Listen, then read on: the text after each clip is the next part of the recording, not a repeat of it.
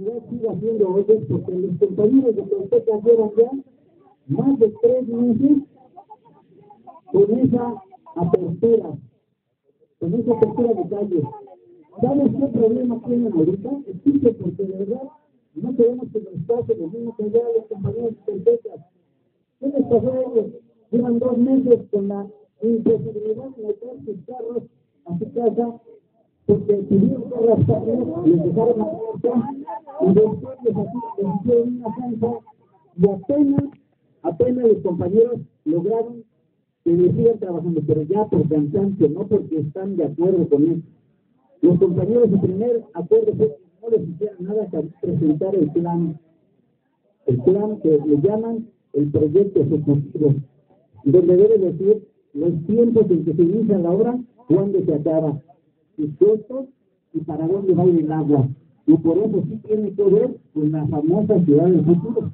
Por una razón, porque allá está el pozo de Zapotecas, y ese pozo tiene una tubería de más de 12 pulgadas, y ese se va derechito hasta aquí, hasta el Alpino.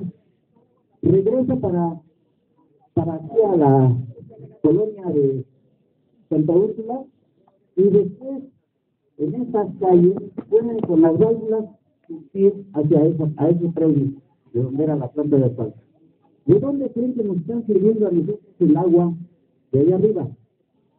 A ustedes no sabemos, pero a nosotros, el señor que vino, que era el experto ya jubilado, nos dijo, a ustedes les está tocando ahora agua del pozo Zapata, que está de aquel lado, en Villa Panamericana, porque del pozo de Madrigal ya no hay suficiente potencia, según nos decían. Dense cuenta, hacemos una colonia con 6 pozos y no nos llega el agua. A media calle de nuestra calle tenemos el pozo de Meconeti y no nos llega el agua.